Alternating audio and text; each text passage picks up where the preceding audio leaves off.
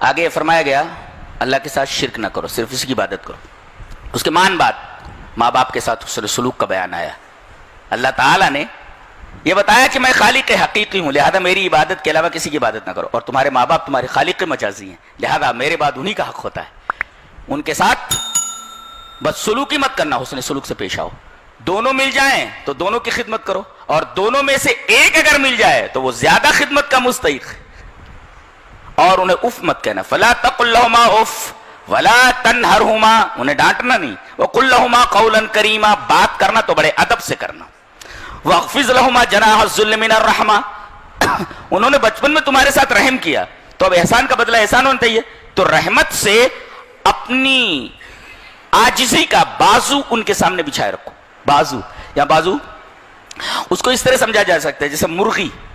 اس کے چھوٹے چھوٹے چوزے ہوتے ہیں، وہ زمین کو کریدتی رہتی ہے اور چوزے وہاں آتے ہیں، کیڑوں کو کھاتے رہتے ہیں،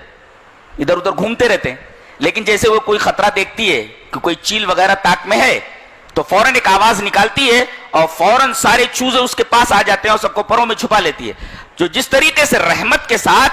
یہ مرغی اپنے چوزوں کو اپنے پروں کے نیچے چھپا لیتی ہے، اسی طریقے سے تم اپنے ماں باپ کے ساتھ سلوک کرو، ان کو کسی چیز کی تکلیف نہ ہونے دو، انہوں نے بھی تو تمہارے بچپن میں ایسے ہی کیا تھا جیسے مرغی اپنے بچوں کے ساتھ کرتی ہے، لہذا احسان کا بدلہ احسان سے دینا چاہیے۔ اور آگے فرمایا گیا